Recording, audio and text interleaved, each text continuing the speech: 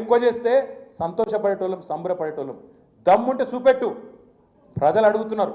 1,78,000 కోట్లని బిళ్ళపిచ్చుడు కాదు. 2024లో ఇట్లే చెప్పినావు నువ్వు, నీ ఉప ముఖ్యమంత్రి బట్టి విక్రమార్క.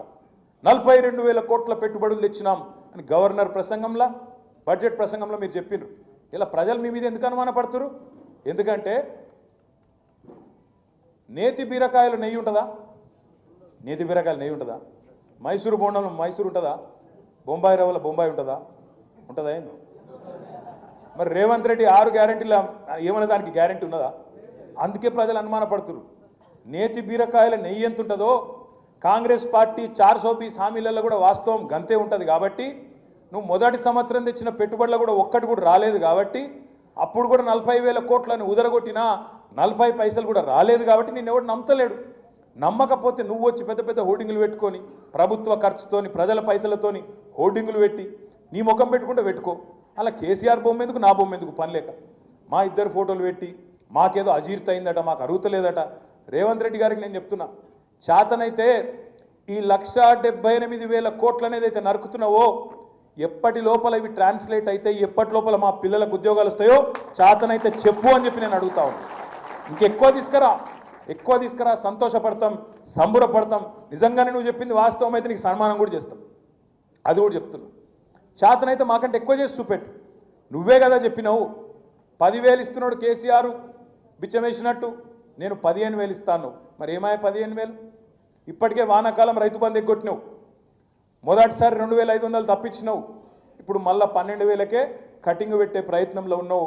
కట్టుకొట్టే ప్రయత్నంలో ఉంటే మళ్ళీ మేము అసెంబ్లీలో గర్జిస్తే చివరికి విధి లేక మళ్ళీ అందరికి ఇస్తా అని చెప్పి ముంగట్టుకు వచ్చినావు. కానీ కట్టింగ్ పెట్టినావు. 15,000ని 12,000 చేసినావు. చేతనైతే 15,000 చేసి చూపెట్టు. నేను ఒకటే స్పీచ్లో కొడంగల్లా మొదలు ఏం చెప్పిండు? తెల్లారే వరకు అందరికి పైసలు పడతాయి అన్నాడు. కరెక్ట్గా 15 నిమిషాల్లో మాట మార్చేసిండు. నిజంగా నాకు డౌట్ వస్తుంది అప్పుడప్పుడు రేవంత్ రెడ్డిని చూస్తే. నీకు దండం పెడితే తాగురా కాదు, నాకు రేవంత్ రెడ్డిని చూస్తే డౌట్ వస్తుంది. అపరిచితున్న సినిమా ఉండే, అప్పుడే ఇటు మడతలు ఇటు తిరిగి ఇంకోటి తిరుగుంటాడు. వాడు ఇటు సేమ్ ఉన్నాడు, ఇటు రెమో అటు ఇంకోటి ఏంటి రాము రెమో. ఎవడు రామో ఎవడు రెమోనో. అరే ఇప్పుడే నువ్వే అంటివి కదరా భయ్, మార్చి 31 లోపల పడతాయని. సరే మన తెల్లారి వరకు పడతాయని అప్పుడే అన్నాడు. 10 నిమిషాలకే మళ్ళీ మొత్తం మార్చి 31 దాకా ఇస్తా, అది అయిపోయింది. ఇప్పుడు మార్చి 31 అంటే మళ్ళీ సంవత్సరం చెప్పలే తమ్ముళ్ళు, యాది పెట్టుకోరు మీరు. ఎవరికి తెలియదు అది 2025, 26, 29, 30 ఎవరికి ఎరకలేదు. ఎందుకంటే వీళ్ళ మాటలకు గ్యారంటీ లేదు. 100 రోజులు అన్నాడు, 420 దినాలు అయిపోయినాయి, దానికే దిక్కులేదు. మళ్ళీ మీదికి వెళ్ళి ఇప్పుడు మార్చి 31.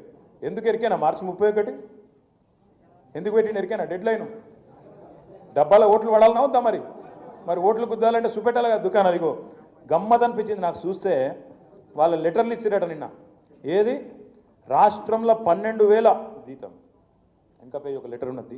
12,786 ఊళ్ళు ఉన్నాయి రాష్ట్రంలో. ఇప్పుడు రేవంత్ రెడ్డి గారి ఘనత వహించిన ప్రభుత్వం ఏందట అంటే మండలానికి ఒక ఊరికిస్తారట.